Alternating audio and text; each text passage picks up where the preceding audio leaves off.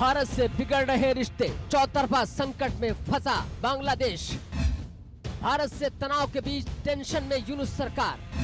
Arakan army ने उड़ाई बांग्लादेश की नींद। यूनुस सरकार के सलाहकार ने दिखाया विवादित नक्शा, बाद में डरकर डिलीट किया पोस्ट। बांग्लादेश में हिंदुओं पर अत्याचार जारी है। बांग्लादेश की यूनुस सरकार के राज में हिंदुओं पर अत्याचार की घटनाएं रुकने का नाम नहीं ले रही हैं। बांग्लादेश में कट्टरपंथियों के निशाने पर मंदिर भी है और अब कट्टरपंथी ने श्री मां चंडी मंदिर में लूटपाट की है। कट्टरपंथियों ने मूर्ति से गहने लूटे और गहनों के साथ ही दान पत्र और घंटियां भी लूटी। बांग्लादेश में एक तरफ जहां हिंदुओं पर अत्याचार की घटनाएं थमने का नाम नहीं ले रही हैं, तो वहीं बांग्लादेश की एक और नापाक हरकत सामने आई है। मोहम्मद यूनुस के नेतृत्व वाली बांग्लादेश की अंतिम सरकार के सलाहकार के रूप में काम करने वाले महफूज आलम ने विजय दिवस के अवसर पर भारत पर कब्जा करने की धमकी दे डाली। फेसबुक पर पोस्ट करके कट्टर इस्लामिस्ट महफूज आलम ने सबसे पहले पूर्वोत्तर भारत और उत्तरी भारत में रहने वाले लोगों के बीच संस्कृति के आधार पर असंतोष पैदा करने की कोशिश की।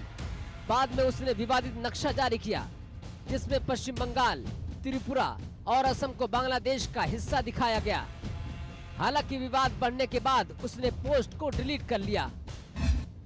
बांग्लादेश एक और संकट से घिरता जा रहा है। देश में चल रहे राजनीतिक और आर्थिक संकट के साथ अब देश की सीमाएं भी खतरे में आ गई हैं। म्यांमार से संबंध रखने वाले अराकान आर्मी ने बांग्लादेशी क्षेत्र पर कब्जा कर लिया है। शेख हसीना के पतन के बाद बांग्लादेश म्यांमार सीमा पर तनाव अपने चरम पर पहुंच गया है। म्यांमार की उग्रवादी अराकान आर्मी ने बांग्लादेश के टेकनाफ क्षेत्र के कुछ हिस्सों पर कब्जा कर लिया है। ये इलाका न केवल सामरिक दृष्टि से महत्वपूर्ण है, बल्कि रोहिंग्या शरणार्थी शिविरों और बांग्लादेश के प्रसिद्ध सेंट मार्टिन आइलैंड के करीब होने के कारण भी संवेदनशील माना जाता है। बांग्लादेश की मौजूदा सरकार पर भारत विरोधी कट्टरपंथी संगठनों को समर्थन देने के आरोप लग रहे हैं।